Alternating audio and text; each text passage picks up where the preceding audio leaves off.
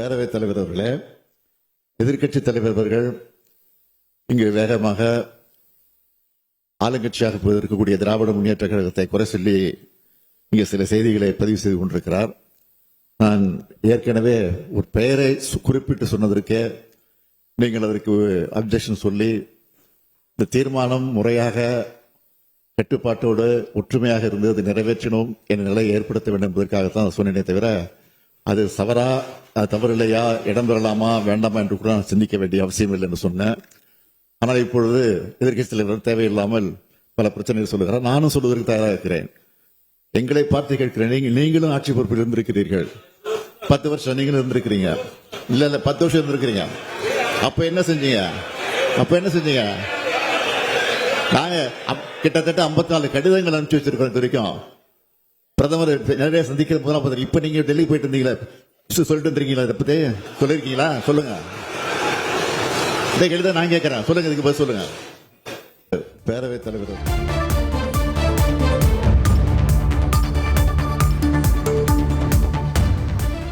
அண்மை செய்தி. கச்சத்தீவு விவகாரம் தொடர்பாக பேரவையில் காரசார விவாதமானது நடைபெற்று வருகிறது. அந்த நேரடி காட்சிகளை பார்த்துக் கொண்டிருக்கிறோம்.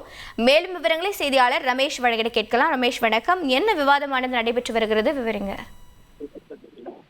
சட்டப்பேரவையில முதலமைச்சர் கொண்டு வந்திருந்த கச்சத்தீவை மீட்க வேண்டும் அப்படிங்கிற தனி தீர்மானத்துக்கு தொடர்பாக ஒரு விவாதம் அப்படிங்கிறது நடந்துகிட்டு இருக்கு. குறிப்பா முதலமைச்சர் மற்றும் எதிர்க்கட்சி தலைவரிடையே காரசார விவாதம் அப்படிங்கிறது இப்ப நடக்கு. எதிர்க்கட்சி தலைவர் எடப்பாடி பழனிசாமி இந்த கச்சத்தீவை மீட்கணும் அப்படிங்கிற விவாதம் தொடர்பா பேசும்போது, திமுக அரசாங்கம் 2021 ஆட்சிக்கு வந்தீங்க. 2021 இருந்து இப்ப வரைக்கும் இந்த கச்சத்தீவை மீட்கிறதுல என்ன நடவடிக்கை எடுத்திருக்கிறீங்க அப்படின்னு எதிர்க்கட்சி தலைவர் எடப்பாடி பழனிசாமி கேள்வி எழுப்பியிருந்தாரு. அதே மாதிரி தமிழக மீனவர்கள் கைது சம்பவம், மீன்பிடி பறிமுதல் அப்படிங்கிறது இப்பவும் நீடிச்சுக்கிட்டே இருக்கு. அதனால மத்திய அரசு இலங்கை அரசாங்கத்திடம் பேச்சுவார்த்தை நடத்தணும் அப்படின்னு ஒரு தகவலை எதிர்க்கட்சி தலைவர் எடப்பாடி பழனிசாமி பேரவையில பதிவு பண்ணியிருந்தாரு. குறிப்பா 2021 முதல் திமுக அரசாங்கம் என்ன நடவடிக்கை எடுத்தீங்க அப்படின்னு எதிர்க்கட்சி தலைவர் எடப்பாடி பழனிசாமி கேள்வி எழுப்பும் போது முதலமைச்சர் மு.க.ஸ்டாலின் எழுந்து பதிலளிச்சாரு.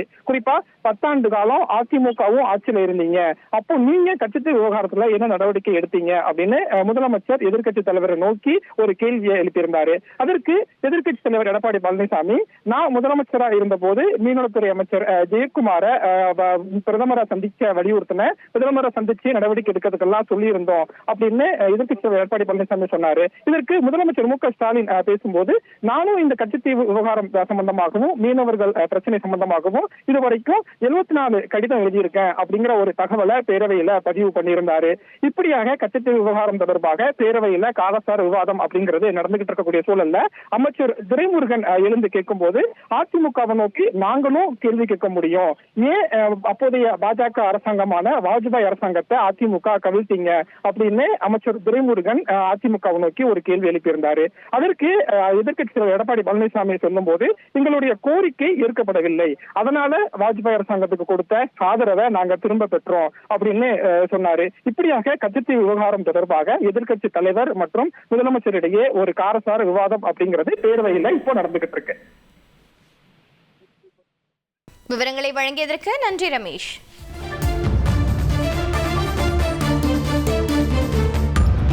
நான் பல முறை டெல்லிக்கு போனப்போ பிரதமரிடத்தை வலியுறுத்திட்டு வந்திருக்கிறேன், மனுவாக கொடுத்திருக்கிறேன், பெட்டிஷன் கொடுத்திருக்கிறேன், கோரிக்கை அடங்கிய அது எல்லாம் ஆதாரம் கூட கொடுத்துட்டு வந்திருக்கிறேன். இதை விட வேற என்ன செய்ய முடியும்?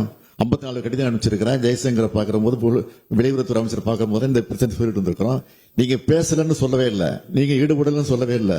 அம்மையார் அவர்களே நீதிமன்றத்துக்கு போனதை நானே பேச சொன்னேன். அதுல என்ன தவறு இருக்கு? நான் பல முறை டெல்லிக்கு போனப்போ பிரதமரிடத்தை வலியுறுத்திட்டு வந்திருக்கிறேன், மனுவாக கொடுத்திருக்கிறேன், பெட்டிஷன் கொடுத்திருக்கிறேன், கோரிக்கை அடங்கிய அது எல்லாம் ஆதாரம் கூட கொடுத்துட்டு வந்திருக்கிறேன். இதை விட வேற என்ன செய்ய முடியும்? 54 கடிதம் அனுப்பிச்சிருக்கிறேன். ஜெய்சங்கரை பார்க்கிற போது. செய்திகளை உடனுக்குடன் தெரிந்து கொள்ள உடனே சப்ஸ்கிரைப் பண்ணுங்க.